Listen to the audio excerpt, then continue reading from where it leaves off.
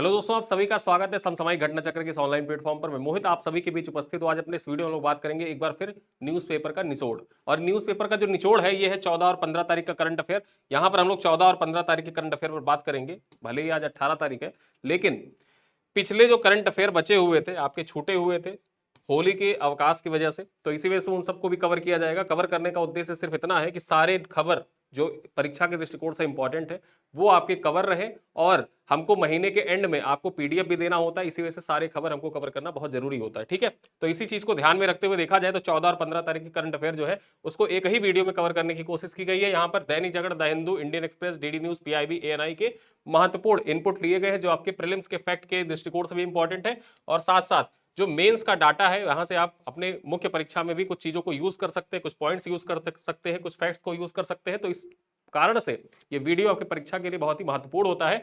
कुछ practice question भी last में होते हैं। साथ ही साथ इस वीडियो का लाभ आपको इस तरीके से मिलेगा कि आप हमारे ऐप पर जा सकते हैं, आप इसका जो पीपीटी है, क्लास पीपीटी है, उसको आप देख सकते हैं। और उसको देखने के लिए कैसे आप जाएंगे, कैसे विजिट करेंगे, तो ये हमारा पैकेज है current affair video lecture PDF test. ठीक है, पैकेज ये मार्च 2025 के नाम से हमारे वेबसाइट पर उपलब्ध है। और यहां पर जब आप इसमें खुद को इनरोल करेंगे, इनरोल करने के बाद क्या क्या फायदे आपको मिल जाएंगे, यहां से आपको डेली का जो पीपीटी होती है, क्लास पीपीटी जो है ये आपको मिल जाती है। डेली आपको ऐप पर 10 एमसीक्यू टेस्ट मिल जाते हैं। ठीक है, पर डे आपको जो प्रिंटेबल पीडीएफ है, प्रिंटेबल पीडीएफ, ये भी आपको मिल जाता है। और खास बात ये है कि ये दोनों चीजें, ठीक है, ये सारी चीजें जितनी चीजें हैं ये बाइलिंगुअल है, यानी कि ये आपको हिंदी और प्लस इंग्लिश दोनों भाषाओं में मिलती है। ठीक है, जो पीडीएफ है, एमसीक्यू है, ये सब कुछ आपको बाइलिंगुअल मिलता है। यहाँ पर जो कंटेंट है वो कंटेंट भी आपको बाइलिंगुअल मिल रहा है।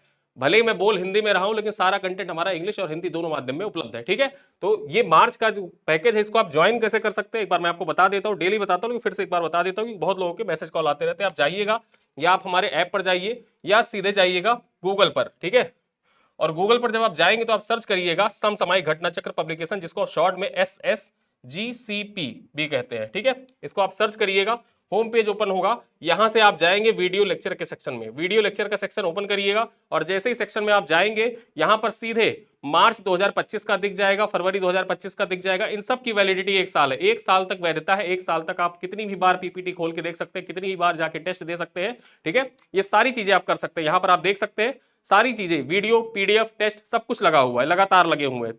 12-13 कल तक का अपलोड हो गया। आज ये वीडियो जैसे अपलोड होगा उसके बाद तुरंत यहाँ पर पीडीएफ और टेस्ट लग जाएंगे। ठीक है, तो इस तरीके से देखा जाए ये सारी चीजें आप बाय नाउ पर जब क्लिक करेंगे तो यहां पर आपको दिख रहा है 25 रुपए। ठीक है, जैसे ही आप एनरोल होंगे तो इसमें आपको पर डे 10 एमसीक्यू के टेस्ट तो मिलते ही हैं, पीडीएफ मिलता ही है। प्रिंटेबल पीडीएफ के लिए व्हाट्सएप कम्युनिटी बनी हुई है, वहां पर व्हाट्सएप कम्युनिटी में जुड़ने के लिए ऑप्शन क्या है आपके पास, जब आप एनरोल करेंगे खुद को, एनरोल करने के बाद ये दिया है हमारा हेल्पलाइन नंबर। ठीक है, इस हेल्पलाइन नंबर पे आप कॉल करिएगा। और बहुत से लोग जो खुद को एनरोल कर रखे हैं लेकिन कम्युनिटी से नहीं जुड़े हो व्हाट्सएप कम्युनिटी के लिए, उनके लिए भी एक सूचना ही है कि आप हमारे हेल्पलाइन नंबर पे कॉल करिएगा। हेल्पलाइन नंबर पे कॉल करने के बाद आपको व्हाट्सएप कम्युनिटी का लिंक सेंड कर दिया जाएगा। आप व्हाट्सएप कम्युनिटी में जुड़ जाइएगा, जहां से आपको प्रिंटेबल पीडीएफ रेगुलर मिलते रहेंगे, और महीने के एंड में जो कंप्लीट पीडीएफ है वो भी आपको मिल जाएगी बाइलिंगुअल। ठीक है, चलो तो ये थी जानकारी। अब आइए स्टार्ट करते हैं अपने जो महत्वपूर्ण करंट अफेयर है उन पे। और उससे पहले एक सूचना ये भी है कि फरवरी का जो कंप्लीट पीडीएफ है वो अपलोड कर दी जा चुकी है व्हाट्सएप कम्युनिटी पर। जो लोग फरवरी माह में नहीं जुड़े हुए थे वो खुद को एनरोल कर सकते हैं और इस कंप्लीट पीडीएफ को, यानी फरवरी महीने का पूरा कंप्लीट पीडीएफ प्राप्त कर सकते हैं। और ये पीडीएफ मात्र 50 पेज का ही है। ठीक है, 50 पेज में पूरे फरवरी महीने के इंपॉर्टेंट करंट अफेयर कुछ भी छूटा नहीं है। चलिए अब हम स्टार्ट करते हैं। सबसे पहले देखते हैं दिवस। दिवस, कौन सा दिवस इंपॉर्टेंट है? World sleep day. World sleep day मनाया जाता है, कब मनाया जाता है? 14 मार्च को। ठीक है, यहां पर हम बात करें तो 14 मार्च 2025 को वर्ल्ड स्लीप डे मनाया गया। वर्ल्ड स्लीप डे एक वैश्विक पहल है जिसे वर्ल्ड स्लीप सोसाइटी द्वारा आयोजित किया जाता है। किसके द्वारा आयोजित किया जाता है? वर्ल्ड स्लीप सोसाइटी के द्वारा इसका आयोजन किया जाता है, वर्ल्ड स्लीप डे का। ठीक है, अब इसका उद्देश्य क्या है? जो ये दिवस मनाया जा रहा है, इस दिवस को मनाए जाने का उद्देश्य क्या है? तो इसका मुख्य उद्देश्य लोगों को नींद के महत्व के बारे में जागरूक करना और उन समस्याओं को उजागर करना है जो खराब नींद की वजह से उत्पन्न होते, मतलब जैसे अनिद्रा हो गया। ठीक है, फिर अब अगर जो आप प्रॉपर नींद नहीं ले रहे हैं तो प्रॉपर नींद न लेने की वजह से कौन कौन सी बीमारियां हो जाती हैं, उन बीमारियों के प्रति जागरूक करने के उद्देश्य से ही वर्ल्ड स्लीप डे मनाया जाता है। ठीक है, किसके द्वारा मनाया जाता है, याद रखना, वर्ल्ड स्लीप सोसाइटी, एक इसके लिए सेपरेट सोसाइटी बनी हुई है, वर्ल्ड स्लीप सोसाइटी, उसी के द्वारा इसको सेलिब्रेट किया जाता है। कब सेलिब्रेट किया जाता है, 14 मार्च 2025 को। ठीक है, 14 मार्च 2025 को सेलिब्रेट किया जाता है। यहां पर हम बात करें थीम की, ठीक है, दिवस जो इस बार का दिवस मनाया गया वर्ल्ड स्लीप डे, इसका थीम क्या था, make sleep health a priority. ठीक है, यानी कि नींद को सेहत की प्राथमिकता बनाए, ये इसका थीम था। इस वर्ष का थीम क्या था, याद रखिएगा, नींद को सेहत की प्राथमिकता बनाए। इस बार विश्व नींद दिवस या वर्ल्ड स्लीप डे का थीम था। ठीक है, ये थीम याद रखिएगा। अब तो ये हमने बात कर ली 14 दिवस को कौन सा दिवस पड़ता है, मतलब 14 तारीख को कौन सा दिवस पड़ा। अब 15 मार्च की बात कर लेते। 15 मार्च को कौन सा दिवस मनाया गया, world consumer right day. World consumer right day मनाया गया कब, 14 मार्च को। ठीक है, यहां बात करें, सॉरी 15 मार्च को, 15 मार्च को मनाए जाने वाला विश्व उपभोक्ता अधिकार दिवस 2025 वैश्विक स्तर पर उपभोक्ता संरक्षण को बढ़ावा देता है। देखिए, वैश्विक स्तर पर उपभोक्ता संरक्षण को बढ़ावा देने के उद्देश्य से ही हर वर्ष जो 15 मार्च का दिन होता है ना, इसी दिन मनाया जाता है कंज्यूमर प्रोटेक्शन डे। ठीक है, वर्ल्ड कंज्यूमर राइट डे मनाया जाता है। जो कंज्यूमर के राइट होते हैं उनको प्रोटेक्ट करने के लिए कौन सा दिवस मनाया जाता है, वर्ल्ड कंज्यूमर राइट डे मनाया जाता है। कब मनाया जाता है, 15 मार्च को मनाया जाता है। और ये आपसे पीवाईक्यू में पूछा भी जा चुका है। ठीक है, ये आपसे पीवाईक्यू में पूछा जा चुका है। चलिए आगे बात करें, थीम क्या है, just transition to sustainable lifestyle. क्या है theme, just transition to sustainable lifestyle इसका थीम है। और ये थीम याद रखिएगा, आपके परीक्षा के लिए इंपॉर्टेंट है। ठीक है, और ये प्रश्न आपसे पीवाईक्यू में किस तरीके से पूछा गया है ये भी मैं आपको बता दूं, ये कथन कारण में पूछा गया था। ठीक है, कथन 1 और कथन 2 इस तरीके से ये पूछा गया था। दिवस तारीख दे दिया था और थीम दे दिया था, दोनों पूछा था कि निम्नलिखित में से उपरोक्त में से कौन सा विकल्प सही है, केवल एक सही है, केवल दो सही है, एक दो दोनों सही है, ना तो एक सही है ना ही दो सही है। ठीक है, तो याद रखिएगा, इसका थीम याद रखिएगा और दिवस कब मनाया जाता है ये भी याद रखिएगा। चलिए आगे देखें, पंजाब ने 77 वर्षों की विधायी बहसों पर डिजिटल संग्रह लॉन्च किया है। ठीक है, पंजाब सरकार के द्वारा क्या किया गया है कि जो 77 वर्ष यानी कि आजादी के बाद से अब तक के जो विधायी बहस हुए हैं वहां की विधानसभा में, उन विधानसभा की जो बहस है उनका रिकॉर्ड रखने के लिए एक डिजिटल संग्रह लॉन्च किया गया है। ठीक है, यहां पर बात करें तो पंजाब विधानसभा के अध्यक्ष कुलतार सिंह सांधवान ने, ठीक है, कुलतार सिंह सांधवान ने 11 मार्च को एक सर्च इंजन लॉन्च किया है जिससे 1947 से लेकर अब तक के 77 वर्षों की विधानसभा बहसों को जनता तक पहुंच संभव हो सकेगी। ठीक है, यहां पर जो विधानसभा में हुई बहस है और जो जनता के लिए जानना भी जरूरी है कि क्या क्या बहस उस टाइम पे हुए थे, तो 1947 से लेकर अब तक के यानी 2025 तक पिछले 77 सालों के जो भी रिकॉर्ड है उन रिकॉर्ड को ऑनलाइन कर दिया गया है, डिजिटल कर दिया गया है। और उसी डिजिटल संग्रह के माध्यम से क्या होगा कि आम जनमानस तक उसकी पहुंच सुनिश्चित हो सकेगी। यहां पर बात करें तो भारत में पहली बार की गई इस पहल से नागरिक शोधकर्ताओं सांसदों को विधानसभा के ऐतिहासिक बहस एवं कार्रवाई तक आसानी से पहुंचने में मदद मिलेगी। ठीक है, यानी कि विधानसभा में जो ऐतिहासिक बहस हुई है वहां पर पहुंचने में, विधानसभा की ऐतिहासिक बहस और कार्रवाई तक आसानी से पहुंचने में मदद मिलेगी। ठीक है, अब यहां पर बात करें, यह सर्च इंजन जो है अंतरराष्ट्रीय सूचना प्रौद्योगिकी संस्थान यानी कि IIIT हैदराबाद के सहयोग से विकसित किया गया है। परीक्षा में आपसे पूछ सकता है कि पंजाब विधानसभा द्वारा विधायी बहसों का डिजिटल संग्रह के लिए एक डिजिटल सर्च इंजन लॉन्च किया गया है, इसे किसके द्वारा विकसित किया गया है, तो ये IIIT हैदराबाद के द्वारा विकसित किया गया है। किसके द्वारा, IIIT हैदराबाद के द्वारा इसको विकसित किया गया है। यहीं पर बात करें जिसका नेतृत्व पंजाब विश्वविद्यालय पटियाला के प्रोफेसर एवं सलाहकार गुरप्रीत लेहल के द्वारा किया गया। किसके द्वारा, गुरप्रीत लेहल और centre for development advance computing यानी कि सीडेक नोएडा के द्वारा किया गया है।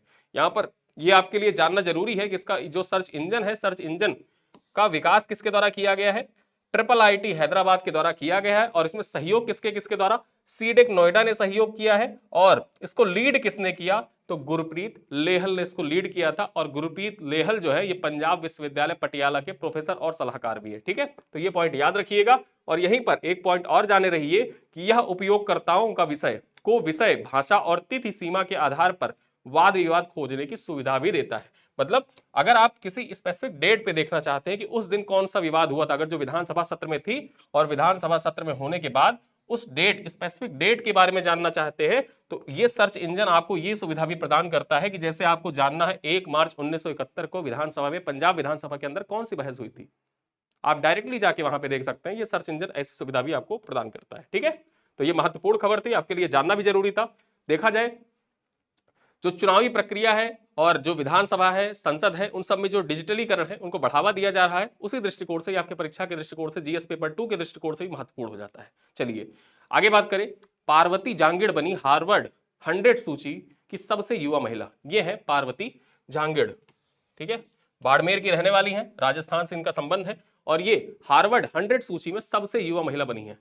बात करें इनके बारे में तो अंतरराष्ट्रीय महिला दिवस 2025 के अवसर पर हार्वर्ड 100 ने सुश्री पार्वती जांगिड़ को दुनिया की सबसे असाधारण महिलाओं में से एक के रूप में मान्यता प्रदान की है।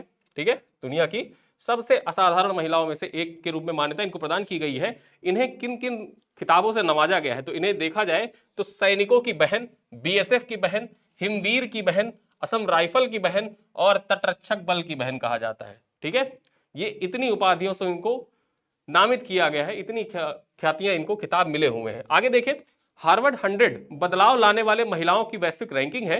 यह वैश्विक रैंकिंग उन बदलाव लाने वालों को सम्मानित करती है जो दुनिया को एक बेहतर जगह बनाने के लिए अपनी शक्ति, प्रभाव, पूंजी और समय का उपयोग कर रहे हैं। मतलब जो दुनिया में बदलाव लाने के लिए अपने संसाधनों का उपयोग करते हैं, अपने समय का उपयोग करते हैं, अपने प्रभाव का उपयोग करते हैं, अपने जो पूंजी संसाधन है उनका उपयोग करते हैं, ऐसे लोगों को सम्मानित करने के लिए हार्वर्ड 100 एक सूची जारी करता है। ठीक है, और यहां पर देखा जाए, इस सूची की बात कर ले तो दुनिया की 100 असाधारण महिलाओं की इस सूची में, ठीक है, भारत से कौन कौन सम्मिलित है? पीवी सिंधु शामिल है, साध्वी रितंभरा शामिल है, माता अमृतानंदमयी शामिल है, पार्वती जांगिड़ शामिल है, पूर्णिमा देवी वर्मन, इनको भी शामिल किया गया है, नीता अंबानी, रोशनी नडार मल्होत्रा, किरण मजूमदार शाह, सुधा मूर्ति और अंजलि अग्रवाल, इतने लोगों को जगह मिली हुई है। ठीक है, तो यहां पर देखा जाए जो चर्चित नाम है, ठीक है, महिलाओं की जो असाधारण महिलाएं हैं,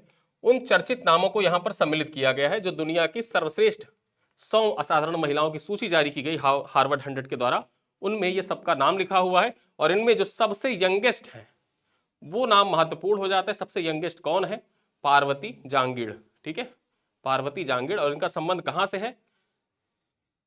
इनका संबंध है राजस्थान से। कहां से? राजस्थान से इनका संबंध है। ठीक है, याद रखिएगा। चलिए आगे देखें, बोंगो सागर युद्ध अभ्यास। अब बोंगो सागर युद्ध अभ्यास जो है ये आपके परीक्षा के दृष्टिकोण से बहुत महत्वपूर्ण है। भारत और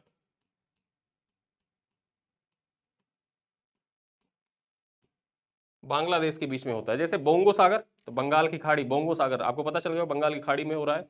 तो बंगाल की खाड़ी में कौन सा देश पड़ता है? बांग्लादेश सटा हुआ है बंगाल की खाड़ी से, तो बांग्लादेश के साथ किया जाता है। यहां पर बात करें तो बोंगो सागर 2025 बंगाल की खाड़ी में भारतीय और बांग्लादेशी नौसेना द्वारा आयोजित एक संयुक्त नौसैनिक अभ्यास है। ठीक है, अब यहाँ पे जैसे देखिए पता कैसे चल रहा है, बोंगो सागर। अब बोंगो सागर जो है ना, बोंगो और सागर, यहां पर इसको तोड़ के अलग कर लीजिए। बोंगो से पता चल गया कि बंगाल की खाड़ी, भारत और बांग्लादेश, ऐसा आपको सेंस पता चल गया। अब सागर है तो जाहिर सी बात है, जब सागर है तो ये नौसैनिक अभ्यास ही होगा, कोई हवाई युद्ध अभ्यास या जो थल सेना का अभ्यास होता है वैसा नहीं होगा। जब सागर लगा हुआ है तो जाहिर सी बात है ये नौसेना का ही युद्ध अभ्यास होगा। तो इसी वजह से अगर जो कथन कारण में कंफ्यूज करने के लिए भी आ जाता है, तो अब ये जाने रहिएगा कि जो बोंगो सागर युद्ध अभ्यास है ये नौसैनिक युद्ध अभ्यास है। ये याद रखिएगा, नौसैनिक युद्ध अभ्यास है।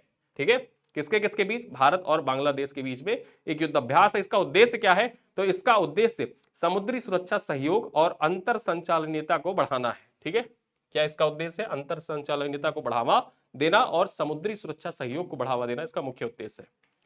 आगे बात करें, आईएनएस रणवीर भारतीय नौसेना विध्वंसक और बीएनएस अबू उबैद, यानी कि बांग्लादेशी नौसेना फ्रिगेट था, इसका नाम क्या है? बीएनएस अबू उबैद।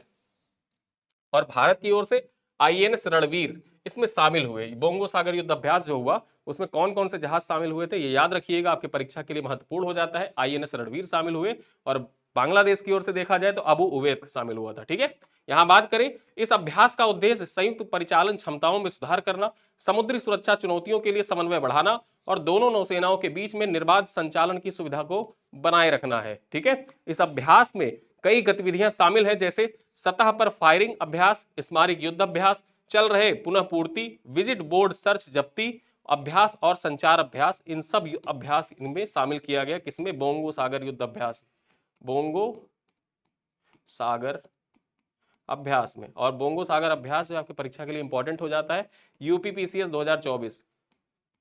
ठीक है, याद रखिए, मैं आपको क्यों बताता हूं बार बार, एग्जाम से जोड़कर, जो करंट अफेयर के टॉपिक है उनको एग्जाम से जोड़कर मैं इसलिए बताता हूं ताकि आप उनका जो महत्वता है उसकी महत्वता समझते रहें, कि कुछ भी ऐसा इरेलेवेंट चीजें नहीं बता दी जा रही कि न्यूज़पेपर से उठाया कुछ भी पढ़ा के बता दिया।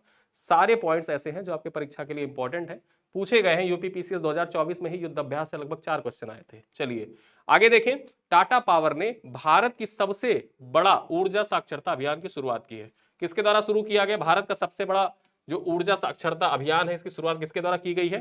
टाटा के द्वारा की गई है, टाटा पावर के द्वारा की गई है। आपके परीक्षा के लिए सबसे पहले तो यही हेडिंग इंपॉर्टेंट हो जाती है। अब यहाँ पॉइंट्स पर चर्चा करें, पॉइंट्स क्या है देखिए, भारत की सबसे बड़ी एकीकृत बिजली कंपनियों में से एक और स्वच्छ ऊर्जा समाधानों में अग्रणी टाटा पावर ने क्लब एनर्जी इको क्रू शुरू किया है। क्या शुरू किया है? Club energy eco crew. ठीक है, क्लब एनर्जी इको क्रू की शुरुआत किसके द्वारा की गई है? परीक्षा में से डायरेक्टली पूछ ले तो टाटा पावर के द्वारा शुरू की गई है। भारत का सबसे बड़ा ऊर्जा साक्षरता अभियान है ये। ठीक है, जो क्लब एनर्जी क्रू है, परीक्षा में क्या पूछ सकता है? परीक्षा में से डायरेक्टली पूछे, चर्चा में रहा। ठीक है, एक सेकेंड, चर्चा में रहा। ठीक है, क्लब एनर्जी इको क्रू क्या है?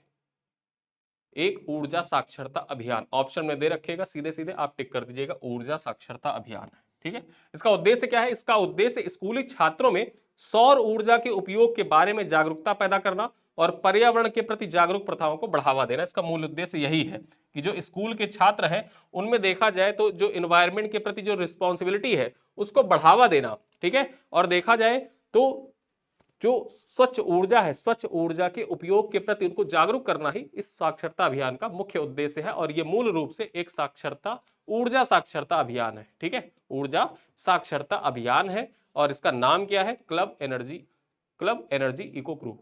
आगे बात करें, क्लब एनर्जी इको क्रू का लक्ष्य लखनऊ, वाराणसी, अयोध्या, मेरठ, आगरा और कानपुर जैसे प्रमुख स्थानों सहित 24 शहरों के 1000 स्कूलों में 5 लाख से अधिक छात्रों तक पहुंच बनाना है अपना। मतलब इस अभियान से लगभग 5 लाख से अधिक छात्रों को जोड़ा जाएगा।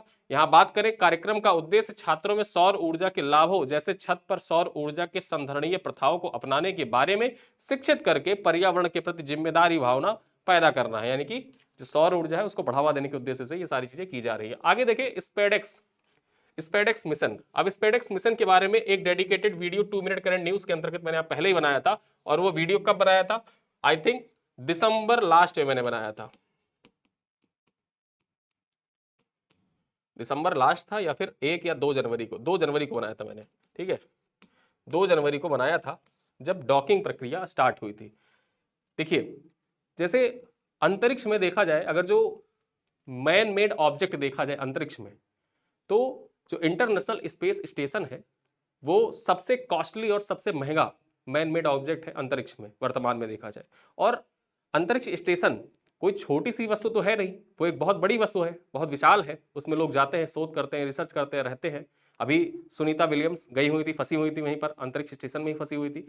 तो देखा जाए तो अंतरिक्ष स्टेशन एक तरीके से तुरंत वैसे ही एज इट इज जैसे अभी आप देखते हैं वैसे ही नहीं लॉन्च किया गया था, अलग अलग टुकड़ों में लॉन्च किया गया था। अब टुकड़ों में लॉन्च किया गया था तो टुकड़ों में लॉन्च करने का उद्देश्य ये था, जब टुकड़ों में लॉन्च किया गया तो लॉन्च करने के बाद उसको डॉक किया गया, एक जगह पर लाके जैसे बहुत सी चीजें एक साथ लॉन्च कर दी गई और उनको जब जोड़ा गया तो उसी प्रक्रिया को कहा गया डॉकिंग। मतलब बहुत सी चीजों को आपस में ले जाके अंतरिक्ष में एक दूसरे से जोड़ देना, बाइंड कर देना। और जब उन दोनों को अलग करने की प्रक्रिया होती है, या जैसे आप मान लीजिए कि अंतरिक्ष स्टेशन है, उसको कहा जा रहा है कि भविष्य में उसको प्रशांत महासागर में जब उसको डिसमेंटल किया जाएगा तो प्रशांत महासागर में उसको गिरा दिया जाएगा। तो ऐसे एज इट इज तो नहीं गिरा दिया जाएगा, उसको तोड़ तोड़ के छोटे छोटे टुकड़ों में गिराया जाएगा। जैसे उसको जोड़ा गया था, जहां से उसकी बॉन्डिंग हुई थी वहीं से उसको तोड़ा जाएगा। तो उसी प्रक्रिया को कहा जाता है अनडॉकिंग। अब देखा जाए तो भारत भी अपना खुद का जो अंतरिक्ष स्टेशन है वो स्थापित करना चाहता है। उसी प्रक्रिया में देखा जाए तो स्पेडेक्स मिशन जो था वो एक मील का पत्थर साबित होगा। ठीक है, मील का पत्थर कैसे साबित होगा, यहां देखा जाए तो भारतीय अंतरिक्ष अनुसंधान संगठन ने अंतरिक्ष में एक नई दिशा तय की है और एक नया कीर्तिमान स्थापित किया है। इसके तहत देखा जाए तो इसरो ने स्पेडेक्स मिशन के तहत सफलतापूर्वक अनडॉकिंग, ठीक है, अनडॉकिंग किया है। इस मिशन के बाद इसरो ने अंतरिक्ष में 2 अलग अलग उपग्रहों को जोड़ने के बाद उन्हें फिर से अलग करने में सफलता हासिल की है। मतलब होगा क्या भविष्य में, अब संभावना यह बन रही है कि जब भारत अपना खुद का स्पेस स्टेशन लॉन्च करेगा तो यहां से छोटे छोटे ऑब्जेक्ट भेजेगा और अंतरिक्ष में आपस में दोनों को जोड़ेगा, डॉक करेगा और अपना खुद का स्टेशन बना लेगा। फिर जब उसको अनडॉक करना होगा तो वहां से उसको तोड़ तोड़ के वापस से धरती पर ले आया जाएगा। ठीक है, तो यही है डॉकिंग अनडॉकिंग की प्रक्रिया। और देखा जाए डॉकिंग की जो प्रक्रिया थी वो जनवरी में ही सफल हो गई थी, 9 या 10 जनवरी के आसपास सफल हुई थी, और ये अनडॉकिंग की प्रक्रिया मार्च में आके कंप्लीट हो गई। तो इस तरीके से जो स्पेडेक्स मिशन है वो पूरी तरीके से कंप्लीट मिशन रहा है। यह सफलता भविष्य में गहरे अंतरिक्ष मिशनों और स्वदेशी अंतरिक्ष स्टेशन की स्थापना करने के लिए एक महत्वपूर्ण कदम साबित होगा। तो उम्मीद है कि जो मैंने आपको समझाया वो सारी बातें आप समझ गए होंगे। चलिए अगली खबर पे चर्चा करें तो आरबीआई को केंद्रीय बैंकिंग यानी कि सेंट्रल बैंकिंग के डिजिटल परिवर्तन पुरस्कार से नवाजा गया है। ठीक है, सेंट्रल बैंकिंग, आरबीआई को जो सेंट्रल बैंकिंग है इसके द्वारा डिजिटल परिवर्तन पुरस्कार से नवाजा गया है। तो भारतीय रिजर्व बैंक को लंदन स्थित सेंट्रल बैंकिंग द्वारा घोषित 12वें सेंट्रल बैंकिंग अवार्ड 2025 में डिजिटल परिवर्तन पुरस्कार मिला है। ठीक है, जो 12वां संस्करण है सेंट्रल बैंकिंग अवार्ड का जो 2025 में घोषित किया गया, इसमें डिजिटल परिवर्तन पुरस्कार से आरबीआई को नवाजा गया है। यहां बात करें तो सेंट्रल बैंकिंग द्वारा 13 मार्च 2025 को लंदन में 12वें वार्षिक सेंट्रल बैंकिंग अवार्ड की घोषणा की गई थी। कहां पर? 13 मार्च 2025 को लंदन में 12वें वार्षिक सेंट्रल बैंकिंग अवार्ड की घोषणा की गई थी। सेंट्रल बैंकिंग एक ऐसी कंपनी है जो दुनिया के सेंट्रल बैंकों को कवर करती है और दुनिया की आर्थिक स्थिति को व्यापक कवरेज प्रदान करती है। जो सेंट्रल बैंकिंग है ये पूरी दुनिया के जो केंद्रीय बैंक है ना, जैसे आरबीआई भारत में केंद्रीय बैंक की तरह कार्य करता है, बैंकों का बैंक है आरबीआई, उसी तरीके से जो पूरी दुनिया भर के जो केंद्रीय बैंक है उनको कवर करता है सेंट्रल बैंकिंग। और देखा जाए तो जो आर्थिक स्थिति है उसको व्यापक कवरेज भी प्रदान करता है पूरी दुनिया के। ठीक है, अब यहां बात करें सेंट्रल बैंकिंग ने 2025 डिजिटल परिवर्तन पुरस्कार के लिए आरबीआई के प्रवाह और सारथी डिजिटल पहल को मान्यता दी है। जो डिजिटल परिवर्तन पुरस्कार मिला है ना आरबीआई को, ये किस लिए दिया गया है? ये आरबीआई के द्वारा 2 डिजिटल पहल लॉन्च की गई थी, एक का नाम था प्रवाह और एक का नाम था सारथी। ठीक है, इन दोनों पहल के लिए ही प्रदान किया गया डिजिटल परिवर्तन पुरस्कार। यहां बात कर रहे आरबीआई के आंतरिक कार्य प्रवाह को डिजिटल बनाने के लिए सारथी जनवरी 2023 में लॉन्च किया गया था। यानी कि जो सारथी है इसको कब लॉन्च किया गया था? जनवरी 2023 में आरबीआई के द्वारा लॉन्च किया गया था। वहीं बात करें सारथी पहल को सफलतापूर्वक अपनाने के बाद आरबीआई ने प्रवाह पहल शुरू किया। जब सारथी पहल को यानी कि जो अंदर के अंदरूनी कार्य थे आरबीआई के, अपने आंतरिक कार्य थे, उनको डिजिटलाइज करने के लिए आरबीआई ने कौन सा पहल लॉन्च किया था? सारथी पहल लॉन्च किया था। अब उसके बाद क्या होता है कि सारथी पहल जो सफलतापूर्वक अपना लिया जाता है उसके बाद क्या होता है कि प्रवाह पहल शुरू की जाती है आरबीआई के द्वारा। अब प्रवाह पहल कब शुरू की गई? ये मई 2024 में शुरू की गई थी। प्रवाह ने बाहरी उपयोगकर्ताओं को आरबीआई के विनियामक आवेदन प्रस्तुत करने के लिए एक डिजिटल मंच प्रदान करने पर ध्यान केंद्रित किया। ठीक है, तो आप समझ गए होंगे कि सारथी किससे संबंधित था? जो आरबीआई के आंतरिक कार्य है उनसे संबंधित था। जनवरी 2023 में से लॉन्च किया गया था। जबकि जो प्रवाह पहल है आरबीआई के द्वारा लॉन्च किया गया, इसको कब लॉन्च किया गया? मई 2024 में लॉन्च किया गया था। इसका मुख्य उद्देश्य क्या था? जो बाहरी उपयोगकर्ता है उनको देखा जाए तो आरबीआई को विनियामक आवेदन प्रस्तुत करने के लिए इसको लॉन्च किया गया था। तो इन्हीं दोनों पहल के लिए डिजिटल परिवर्तन पुरस्कार से नवाजा गया है किसको? आरबीआई को। ठीक है, आरबीआई को। आपको बताना है वर्तमान में आरबीआई के गवर्नर कौन है और उनका क्रम कौन सा है, किस क्रम के गवर्नर है, ये आप कमेंट में बताइएगा। चलिए आगे देखें। त्रिपुरा में बालिकाओं के लिए 2 नई योजनाओं की शुरुआत की गई है। जो त्रिपुरा सरकार है, त्रिपुरा सरकार के द्वारा बालिकाओं के लिए 2 नई योजनाओं की घोषणा की गई थी और उन दोनों नई योजनाओं का जो शिलान्यास है उनको लॉन्च किसके द्वारा किया गया है? तो यहां पर देखा जाए तो बीजेपी के जो अध्यक्ष जेपी नड्डा, ठीक है, केंद्रीय स्वास्थ्य मंत्री हैं जेपी नड्डा, इन्हीं के द्वारा वो योजनाएं जो त्रिपुरा की योजनाएं हैं उनको लॉन्च किया गया है। बात कर ले यहां तो केंद्रीय स्वास्थ्य एवं परिवार कल्याण मंत्री जगत प्रकाश नड्डा ने त्रिपुरा सरकार की 2 कल्याणकारी योजनाओं, कौन सी योजना है? मुख्यमंत्री बालिका समृद्धि योजना, ये पहली योजना है, परीक्षा के लिए नाम याद रखिएगा, मुख्यमंत्री बालिका समृद्धि योजना। ये किस राज्य सरकार की योजना है जिसको हाल ही में जेपी नड्डा के द्वारा लॉन्च किया गया है? ये त्रिपुरा राज्य सरकार की योजना है। और दूसरी योजना का नाम है मुख्यमंत्री कन्या आत्मनिर्भर योजना। ये दोनों योजनाएं त्रिपुरा राज्य सरकार की योजना है, ठीक है।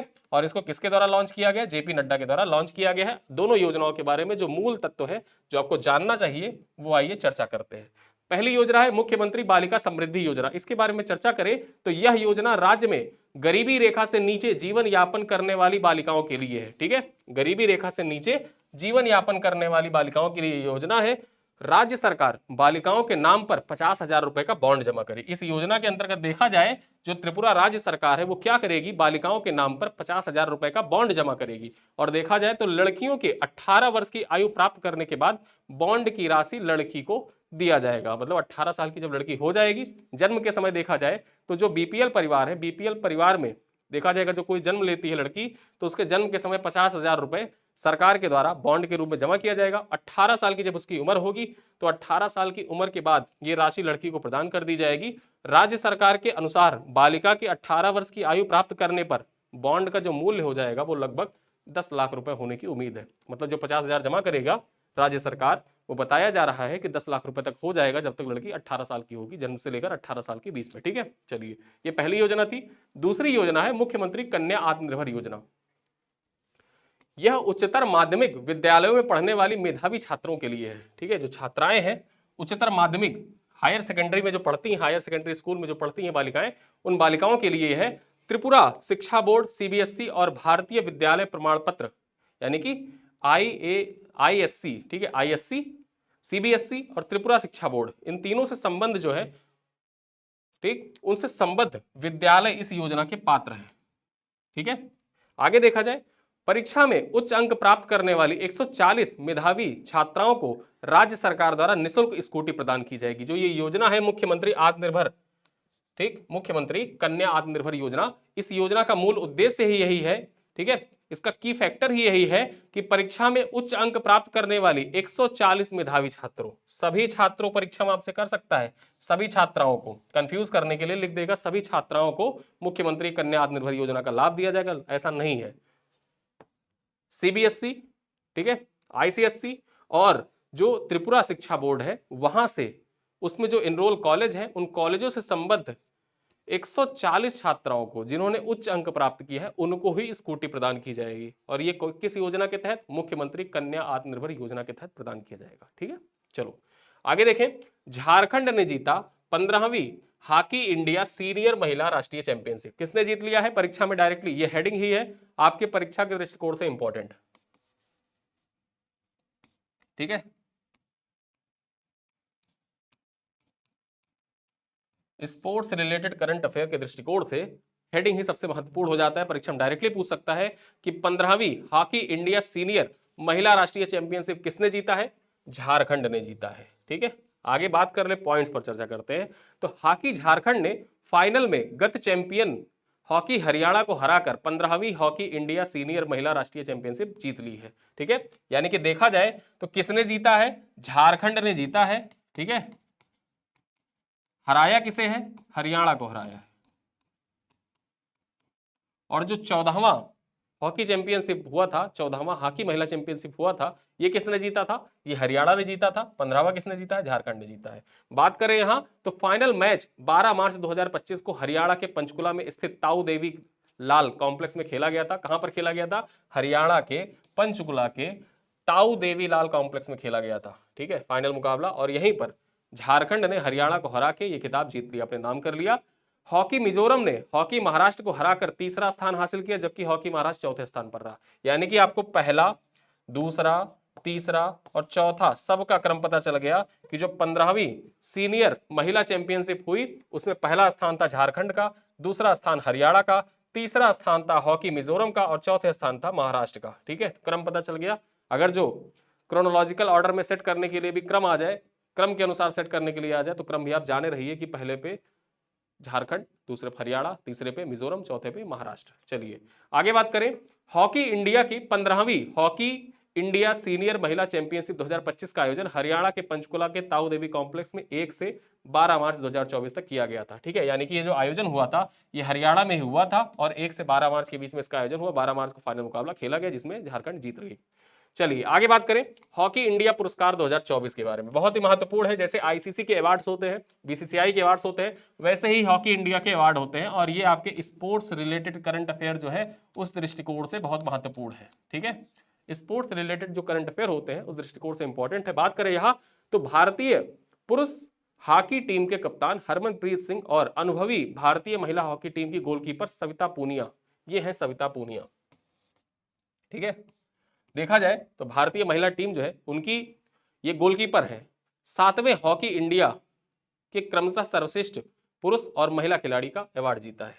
इस बार देखा जाए तो 7वें हॉकी इंडिया कप अवार्ड दिया गया जिसमें क्रमशः पुरुष और महिला खिलाड़ी का अवार्ड किसने किसने जीता है। कप्तान है हरमनप्रीत सिंह, इन्होंने पुरुष कैटेगरी का अवार्ड जीता है। और सर्वश्रेष्ठ महिला खिलाड़ी किसे घोषित किया गया है, तो सर्वश्रेष्ठ महिला खिलाड़ी घोषित किया गया सविता पूनिया को। ठीक है, सविता पूनिया का बेस्ट मेल और बेस्ट फीमेल प्लेयर का अवार्ड जीता है। यहां बात करें 7वां वार्षिक हॉकी इंडिया पुरस्कार समारोह जो है ये 15 मार्च 2025 को नई दिल्ली में आयोजित किया गया, जिसमें हॉकी के खेल से जुड़े हॉकी खिलाड़ियों को संस्थानों को 2024 हॉकी सत्र में उनके प्रदर्शन के लिए सम्मानित किया गया। यानी कि जो 2024 का जो सत्र था हॉकी सत्र, उस सत्र में जो सर्वश्रेष्ठ प्रदर्शन करने वाले खिलाड़ी हैं, संस्थान हैं, उन सभी को सम्मानित किया गया। और सबसे महत्वपूर्ण क्या हो जाता है कि यहां पर देखा जाए महिला सर्वश्रेष्ठ खिलाड़ी कौन सी, सविता पूनिया है। और सर्वश्रेष्ठ पुरुष खिलाड़ी किसको घोषित किया गया, हरमनप्रीत सिंह को घोषित किया गया। आगे बात करें, इस वर्ष का समारोह इसलिए भी महत्वपूर्ण था क्योंकि यह भारतीय हॉकी का शताब्दी, यानी कि देखा जाए तो शताब्दी वर्ष 2024 का जो अवार्ड है तो शताब्दी वर्ष के रूप में भी सेलिब्रेट किया जा रहा है भारतीय हॉकी को। और भारत की ऐतिहासिक 1975 पुरुष हॉकी विश्व कप की जीत की स्वर्ण जयंती, यानी कि देखा जाए तो 50 साल पूरे हो गए हैं पुरुष हॉकी विश्व कप की जो स्वर्ण जयंती हुई थी, उसी को दृष्टिगत रखते हुए जो 2025 का ये अवार्ड समारोह था ये बहुत ही महत्वपूर्ण था। ठीक है, आगे बात करें हॉकी इंडिया वार्षिक पुरस्कार की शुरुआत कब हुई थी। ठीक है, जो हॉकी इंडिया वार्षिक पुरस्कार है इसकी शुरुआत हुई थी 2014 में। कब हुई थी, 2014 में हुई थी। और इस बार कौन सा संस्करण था, तो इस बार का संस्करण था 7वां। कौन सा, 7वां संस्करण दिया गया था। चलिए आगे बात करें, डीएमआरसी ने ब्लू डॉट के साथ शहरी माल ढुलाई सेवा की शुरुआत की है। किसके द्वारा शुरू की गई है, शहरी माल ढुलाई के लिए जो सेवा है किसके द्वारा शुरू की गई है, तो ब्लू डॉट और डीएमआरसी इन दोनों के द्वारा मिलकर जो शहरी माल ढुलाई है उसकी शुरुआत की गई है। बात करें तो भारत में सबसे बड़े rail metro network operator Delhi metro rail corporation, जिसको आप डीएमआरसी शॉर्ट में कहते हैं, ने रसद company blue dot express private limited के साथ साझेदारी की है और अपने नेटवर्क पर शहरी कार्गो सेवा शुरू की है। ठीक, यानी कि जो ये समझौता ज्ञापन पर हस्ताक्षर किया गया है शहरी माल ढुलाई के लिए, ये किसके किसके बीच में हुआ है, DMRC Delhi metro rail corporation और जो रसद कंपनी है, प्राइवेट रसद कंपनी है ब्लू डॉट, इन दोनों के बीच में समझौते ज्ञापन पर हस्ताक्षर हुआ है। और इसमें हुआ क्या है कि जो डीएमआरसी है ये अपने नेटवर्क पर शहरी कार्गो माल सेवा शुरू करेगी, यानी कि शहरी कार्गो जो मालवाहक सेवाएं होती हैं उनकी शुरुआत करेगी मेट्रो। आगे बात करें, दिल्ली मेट्रो रेल कॉर्पोरेशन ने दिल्ली एनसीआर क्षेत्र में जो मेट्रो नेटवर्क है यहां पर माल परिवहन के लिए ब्लू डॉट के साथ एक समझौते ज्ञापन पर हस्ताक्षर किया है। दिल्ली मेट्रो रेल कॉर्पोरेशन के अनुसार यह दक्षिण एशिया और प्रशांत क्षेत्र में इस तरह की माल सेवा शुरू करने वाला पहला मेट्रो होगा। ठीक है, यानी कि परीक्षा में आपसे डायरेक्टली पूछ सकता है, जो हेडिंग है ऐसे पूछे कि शहरी माल ढुलाई सेवा शुरू करने वाला पहला मेट्रो नेटवर्क कौन सा है एशिया का, तो एशिया में देखा जाए तो साउथ एशिया में तथा प्रशांत क्षेत्र में ऐसी माल जो ढुलाई सेवा है उसको शुरू करने वाला दिल्ली मेट्रो पहला मेट्रो नेटवर्क है। शुरुआत में माल सेवा डीएमआरसी की ब्लू लाइन पर शुरू की जाएगी और धीरे धीरे इसे डीएमआरसी के सभी नेटवर्कों तक विस्तारित कर दिया जाएगा। ठीक है, दिल्ली मेट्रो रेल कॉर्पोरेशन के जितने भी लाइनें हैं उन सभी लाइनों पर इसको विस्तारित कर दिया जाएगा। चलिए अगली खबर देखें, मुंबई इंडियंस ने दिल्ली कैपिटल को हराकर अपना दूसरा जो WPL खिताब है ये जीत लिया है। यानी कि देखा जाए तो इस बार जो संस्करण था WPL का, वुमेन्स प्रीमियर लीग का इस बार तीसरा संस्करण आयोजित किया गया था। ठीक है, थर्ड संस्करण। अब इस थर्ड संस्करण में देखा जाए तो विजेता कौन रहा, मुंबई रहा। ठीक है, मुंबई रहा। किसे पराजित किया, दिल्ली कैपिटल्स को पराजित किया। दिल्ली कैपिटल्स को पराजित किया।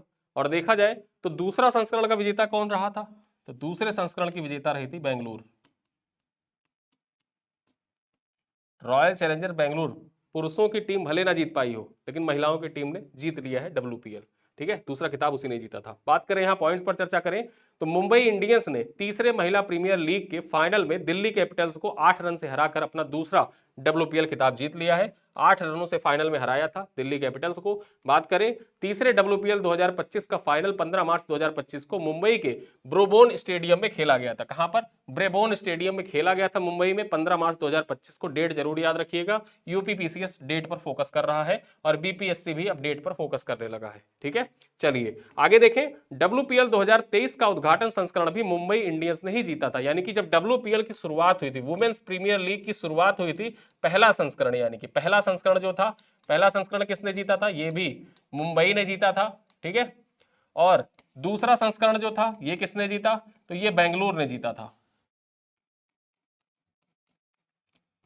बेंगलुरु ने जीता। और इस बार जो तीसरा संस्करण था ये किसने जीत लिया है, ये वापस से मुंबई ने जीत लिया है, ठीक है। यानी कि देखा जाए तो मुंबई का ये दूसरा खिताब है। चलिए आगे बात करें, भारत ने यूनेस्को के लिए अनंतिम सूची में 6 संपत्तियों को जोड़ा है। देखिए जो 6 स्थल ऐसे हैं भारत के द्वारा, जो अनंतिम सूची, बेसिकली जो यूनेस्को के वर्ल्ड हेरिटेज साइट बनने वाले होते हैं, संभावना जो होती है, जो संभावित सूची होती है, उसी को अनंतिम सूची कहा जाता है। तो भारत के द्वारा अपने कुछ स्थलों को जोड़ दिया गया है कि भविष्य में संभावना है कि इनको यूनेस्को के लिए, जैसे हमको यूनेस्को को लिस्ट भेजनी होती है कि देखिए हमारे पास ये लिस्ट है, आप जिनको आपके जो क्राइटेरिया में खरे उतरते हैं उनको आप घोषित करिए, ठीक है। तो वो जो लिस्ट बनाई जाती है, तो उसी लिस्ट में 6 स्थलों को जोड़ दिया गया है। और कौन कौन सी साइट्स है देख लेते हैं।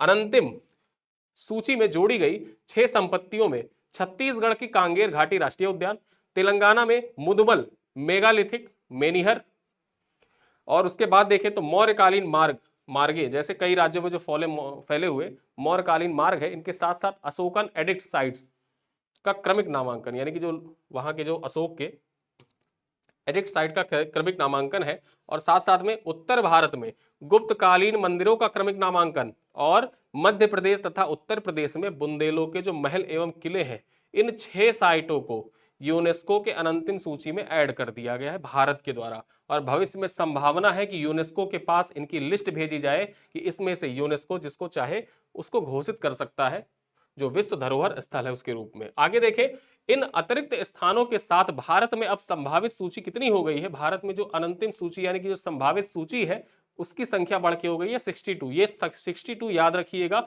और यूनेस्को से रिलेटेड जो प्रश्न होते हैं, ठीक है, यूनेस्को से संबंधित जो प्रश्न होते हैं ये आपके परीक्षा के लिए बहुत महत्वपूर्ण होते हैं। जैसे अभी जो मोइदम्स था, ठीक है, मोइदम्स को जो घोषित किया गया, आपको बताना है कि मोइदम जो भारत के धरोहर स्थल घोषित किए गए हैं वो किस क्रम के धरोहर स्थल है भारत में, ठीक है। अब धरोहर स्थल से संबंधित जो क्वेश्चन था यूपीपीसीएस 2000 यूपीएससी, ठीक है, यूपीएससी 2022 में पूछा था, ठीक है। तो यूनेस्को से रिलेटेड क्वेश्चन तो यूपीएससी पूछता ही है। तो अनंतिम सूची है उसको भी आप जाने रहिए, आपकी परीक्षा के लिए बहुत इंपॉर्टेंट है। अस्थायी सूची उन संपत्तियों की सूची है जिन पर प्रत्येक देश यूनेस्को नामांकन के लिए विचार करना चाहते हैं, ठीक है। यहाँ पर यूनेस्को जो होता है वो विचार करता है, यही होती है अनंतिम सूची। और ये द प्रिंट का न्यूज आर्टिकल है, वही न्यूज आर्टिकल से ये इनपुट लिया गया था। चलिए आगे बात करें, भारत ने पहली बार अन्वेषण लाइसेंस नीलामी शुरू की है। भारत द्वारा पहली बार जो अन्वेषण लाइसेंस नीलामी है इसकी शुरुआत की गई है। इससे संबंधित जो पॉइंट्स हैं उन पे चर्चा करें तो केंद्रीय कोयला एवं खान मंत्री जी किशन रेड्डी ने गोवा से 13 मार्च 2025 को, कब, 13 मार्च 2025 को महत्वपूर्ण खनिजों के 13 अन्वेषण ब्लॉक के लिए अन्वेषण लाइसेंस की देश की पहले नीलामी शुरू की है। यानी कि जो अन्वेषण ब्लॉक है ना, अन्वेषण ब्लॉक के लिए अन्वेषण लाइसेंस की पहली बार नीलामी शुरू की गई है। और ये नीलामी की शुरुआत किसके द्वारा की गई है, देखा जाए इसका उद्घाटन किसके द्वारा किया गया है, जो खान मंत्री हैं जी किशन रेड्डी के द्वारा 13 मार्च 2025 को गोवा से इसकी शुरुआत की गई है। तो परीक्षा में आपसे डायरेक्टली पूछ सकता है कि भारत में पहली बार अन्वेषण लाइसेंस नीलामी की शुरुआत निम्नलिखित में से किस शहर से की गई या किस राज्य से की गई। गोवा से की गई। कब की गई, 13 मार्च को की गई, 13 मार्च को की गई। अब 13 मार्च को की गई, उसके बाद किसके द्वारा की गई, तो जी किशन रेड्डी के द्वारा की गई, ठीक है, जी किशन रेड्डी के द्वारा की गई है। चलिए आगे देखें, लाइसेंस दुर्लभ मृदा तत्व यानी कि जो रेयर अर्थ मेटल होते हैं, रेयर अर्थ मेटल, जस्ता, हीरा, तांबा, पीजीआई, ठीक है, प्लेटिनम समूह खनिज और ऐसे अन्य खनिजों के अन्वेषण ब्लॉक के लिए है। अन्वेषण लाइसेंस नीलामी के शुभारंभ अवसर पर एआई हैकाथॉन 2025 का भी शुभारंभ किया गया। यहां देखा जाए जो अन्वेषण लाइसेंस नीलामी की जो शुरुआत की गई जी किशन रेड्डी के द्वारा, तो इसी अवसर पर क्या किया गया, एक एआई हैकाथॉन की भी शुरुआत की गई, ठीक है, एआई हैकाथॉन की शुरुआत की गई। यह एआई हैकाथॉन जो था, इसका देखा जाए तो इसका किस पर केंद्रित था, तो यह एक खनिज अन्वेषण हैकाथॉन था। जो एआई हैकाथॉन था ये एक खनिज अन्वेषण हैकाथॉन था, जो एआई यानी कि कृत्रिम मेधा का उपयोग करके खनिज लक्ष्यीकरण पर केंद्रित था, यानी कि एआई का उपयोग कर कहां पर खनिज उपलब्ध है इस पर केंद्रित था एआई हैकाथॉन, ठीक है। तो यहां पर इतने पॉइंट्स आपके परीक्षा के लिए बहुत महत्वपूर्ण थे, जो आपके 14 और 15 तारीख के महत्वपूर्ण करंट अफेयर थे, उनको हमने यहां पर कवर करने की कोशिश की। वीडियो बहुत लंबा नहीं है, 40 से 45 मिनट के अंदर सारे करंट अफेयर कवर हो गए हैं और कुछ महत्वपूर्ण प्रश्न हैं आपके लिए जो इसी स्लाइड पर आधारित है। इन्हीं स्लाइड पर आधारित कुछ प्रश्नों को यहां पर लिया गया है जो आपके परीक्षा के लिए बहुत महत्वपूर्ण साबित हो सकते हैं। इन प्रश्नों का उत्तर आपको कमेंट बॉक्स में देना है। पहला प्रश्न क्या है, हाल ही में किस राज्य ने 77 वर्षों की विधानसभा बहसों का डिजिटल संग्रह लॉन्च किया है, ठीक है, आपको बताना है कि किस राज्य सरकार के द्वारा किया गया है। पंजाब, सॉरी, ऑप्शन ए है महाराष्ट्र, ऑप्शन बी है पंजाब, ऑप्शन सी है उत्तर प्रदेश, ऑप्शन डी है तमिलनाडु। क्वेश्चन नंबर 2 कह रहा है, अंतरराष्ट्रीय महिला दिवस 2025 पर किस सबसे कम उम्र की भारतीय महिला को हार्वर्ड 100 सूची में शामिल किया गया? पीवी सिंधु, पार्वती जांगीड़, किरण मजूमदार शाह या सुधा मूर्ति। क्वेश्चन नंबर 3 है, विश्व उपभोक्ता दिवस 2025 का थीम क्या है? थीम आपको बताना है यहाँ पर, ठीक है, विश्व उपभोक्ता दिवस 2025 का थीम क्या है? थीम बताइएगा कमेंट बॉक्स में। आप 4 ऑप्शन है, चारों ऑप्शन में कौन सा ऑप्शन सही है आपको कमेंट में बताना है। क्वेश्चन नंबर 5 है, वर्ल्ड स्लीप डे 2025 का थीम क्या है? दोनों दिवस के थीम आपको याद होने चाहिए और ये भी आप लिख दीजिएगा कि वर्ल्ड स्लीप डे कब मनाया जाता है और कंज्यूमर राइट डे कब मनाया जाता है। वर्ल्ड कंज्यूमर राइट डे जो है इसको कब सेलिब्रेट किया जाता है, दोनों का दिवस और थीम आप कमेंट में जरूर लिखिएगा। आगे देखें क्वेश्चन नंबर 5। अब यहां पर देखें कथन कारण वाले सवाल है। बोंगो सागर 2025 के संदर्भ में निम्नलिखित कथनों पर विचार करें। यह बंगाल की खाड़ी में भारतीय और श्रीलंकाई नौसेना के बीच एक संयुक्त अभ्यास है। इस अभ्यास में सतह पर फायरिंग अभ्यास, सामरिक युद्ध अभ्यास और संचार अभ्यास शामिल है। विकल्प चुनना है आपको। केवल कथन 1 सही है, केवल कथन 2 सही है, दोनों कथन सही है या दोनों कथन गलत है। क्वेश्चन नंबर 6 कह रहा है, टाटा पावर द्वारा शुरू किए गए क्लब एनर्जी इको क्रू अभियान के संदर्भ में निम्नलिखित कथनों पर विचार करें। पहला कथन है, इसका उद्देश्य स्कूली छात्रों को सौर ऊर्जा के उपयोग और पर्यावरण के प्रति जागरूकता बढ़ाने के लिए शिक्षित करना है। ऑप्शन बी कह रहा है या ऑप्शन कथन 2 कह रहा है, यह अभियान केवल महाराष्ट्र राज्य के स्कूलों में लागू किया गया है। कौन सा कथन सही है आपको यहाँ विकल्प चुनना है, सही विकल्प चुने। केवल कथन 1 सही है, केवल कथन 2 सही है, दोनों कथन सही है या दोनों कथन गलत है यहाँ पर। और उसके बाद देखें क्वेश्चन नंबर 7 क्या कह रहा है, भारतीय रिजर्व बैंक आरबीआई को डिजिटल परिवर्तन पुरस्कार 2025 दिए जाने के संबंध में निम्नलिखित कथनों पर विचार करें। कथन 1 कह रहा है, यह पुरस्कार लंदन स्थित सेंट्रल बैंकिंग द्वारा प्रदान किया गया है। दूसरा कथन कह रहा है, यह पुरस्कार आरबीआई की डिजिटल भुगतान प्रणाली भीम को मान्यता देने के लिए, जो भीम यूपीआई था उस प्रणाली को मान्यता देने के लिए दिया गया है। आपको विकल्प चुनना है। केवल कथन 1 सही है, केवल कथन 2 सही है, दोनों कथन सही है या दोनों कथन गलत है।